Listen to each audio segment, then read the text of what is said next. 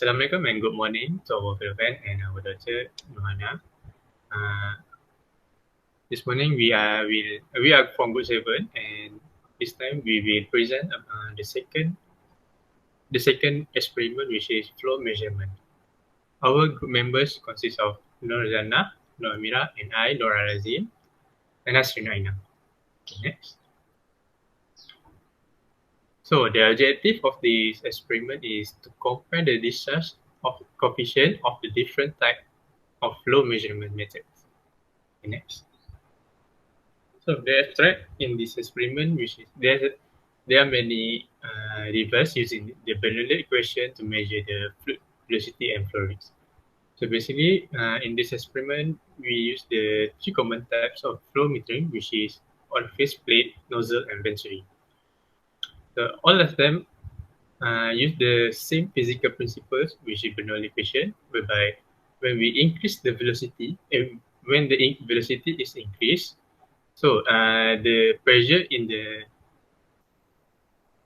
flow meter will decrease. So basically, this experiment was conducted to compare the discharge coefficient of each type of flow measurement methods. Next.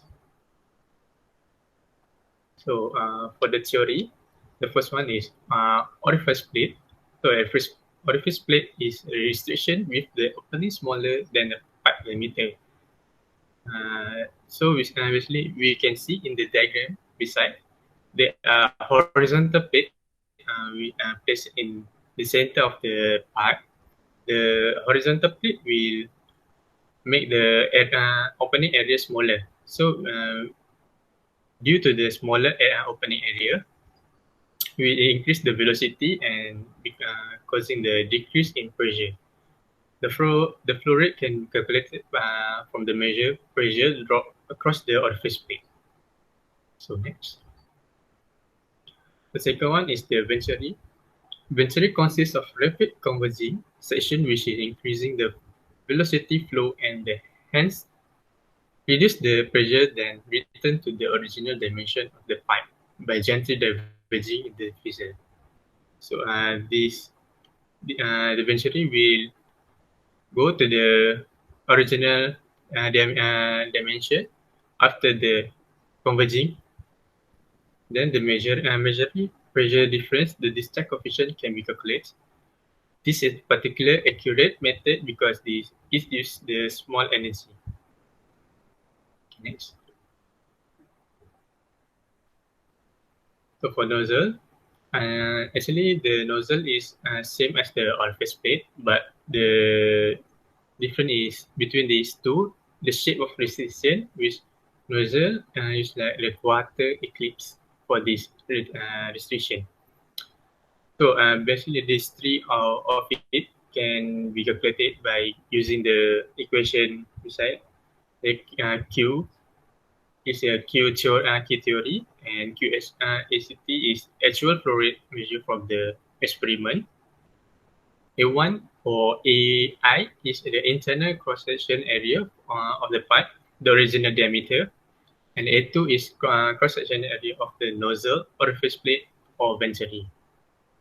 P1 is P2, P1 to P2 is the differential pressure between points 1 and points 2.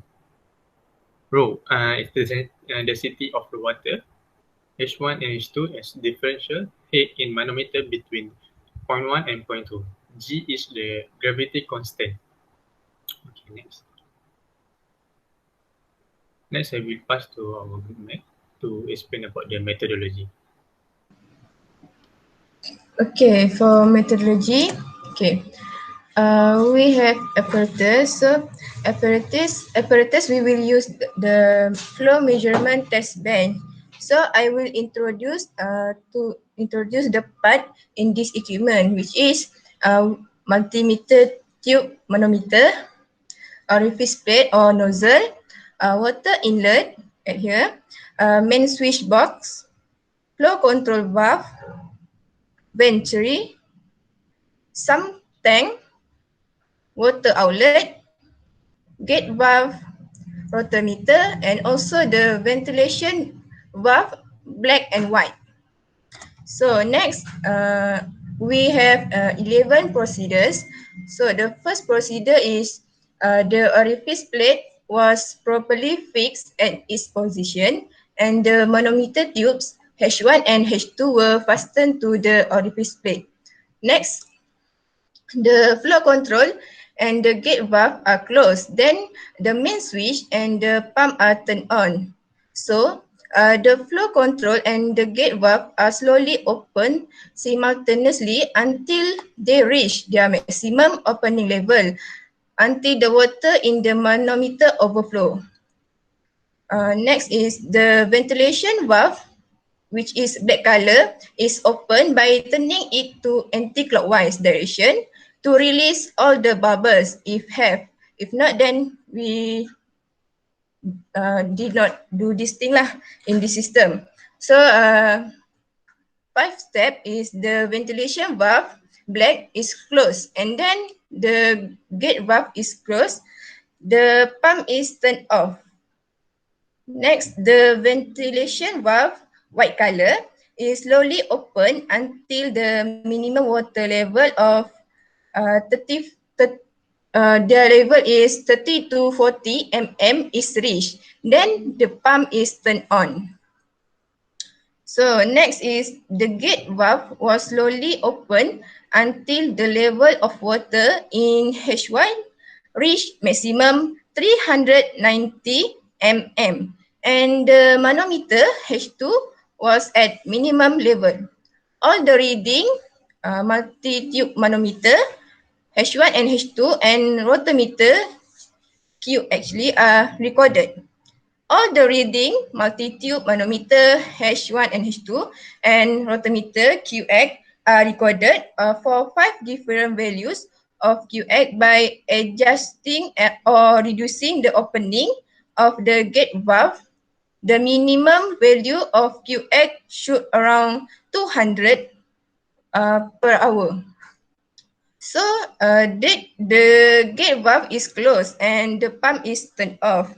The manometer tubes H1 and H2 are removed from the orifice plate is changed with the nozzle and step 1 to step X are repeated. Meanwhile, for the venturi, the manometer tubes were connected to H1 to H3 and similar steps were applied. So after the last step is after finish all the manometer tubes are removed from the system. The flow control valve is closed and the pump and the main switch are turned off. So next I will pass to my mentor.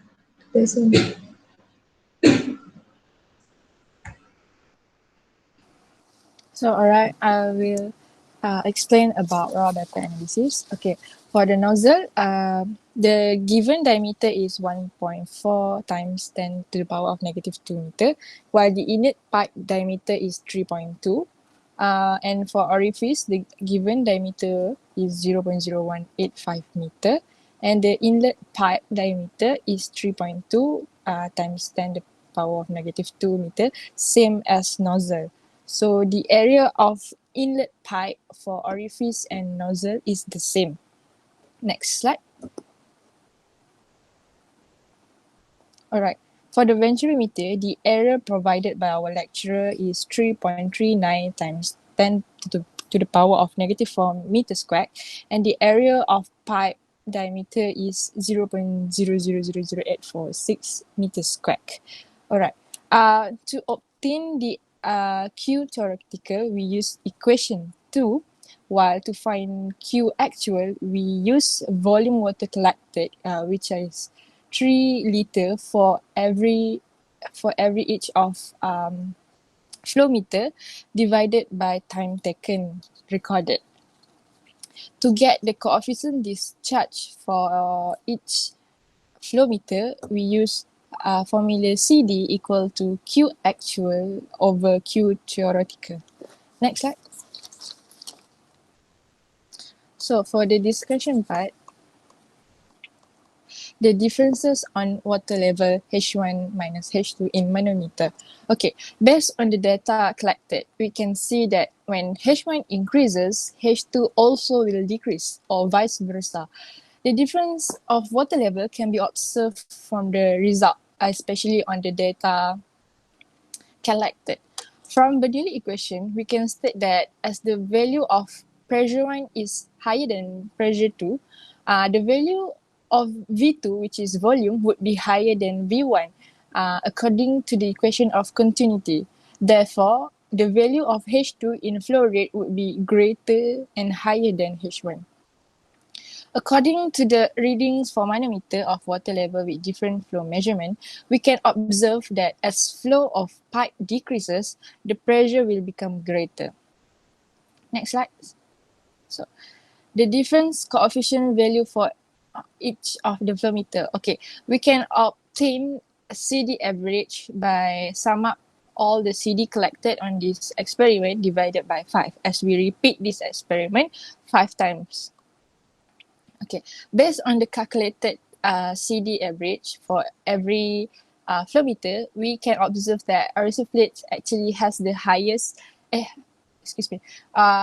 we can observe that orifice plate has the lowest CD value, which is 0.6858, while venturimeter has the highest CD value, which is 0.9607, which is approximately close to 1. And nozzle has the highest CD value, which exceed than 1, which is 1.0540. As the CD average value increases, the greater the accuracy of the reading of unity, and it does not exceed value 1.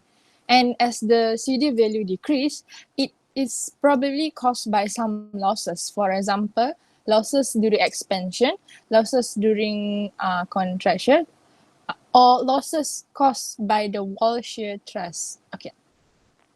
Based on the experiment, based on the data calculated, we next slide. Sorry. Okay. Based on the experiment data calculated, we can conclude that Venturi is the most accurate flow meter since it has the highest but not exceed 1 CD value. The CD value for nozzle has marginally exceed 1, probably due to the friction loss produced by orifice plate. The orifice plate had already suffered permanent pressure loss, or probably had loss caused by sudden changes in flow area which could affect the considerable swell. Okay, to sum up everything in the discussion, the accuracy of nozzle is lower than venturi but greater than orifice plate. The CD value of nozzle actually has a higher actual flow rate than theoretical flow rate. This shows that there are some factors contribute to error and inaccuracy in experiment data.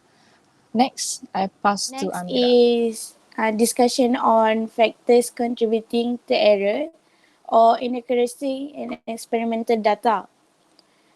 So first is parallax error, where the position of eye is not perpendicular to the reading scales of a manometer. This is because the manometer is quite far from the reader. Other than that, random error might also happen because of the inaccurate timing of stopwatch that can lead to inaccuracy of time taken, as the stopwatch is not started simultaneously. Thus, the time taken recorded might be too slow or too fast and can affect the data recorded.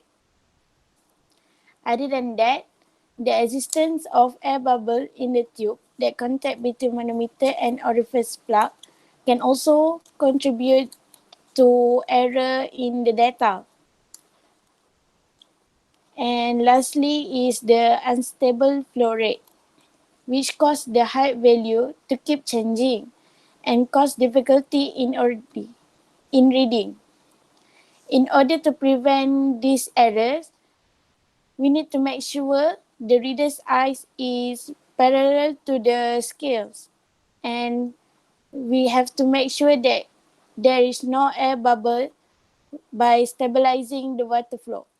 So next.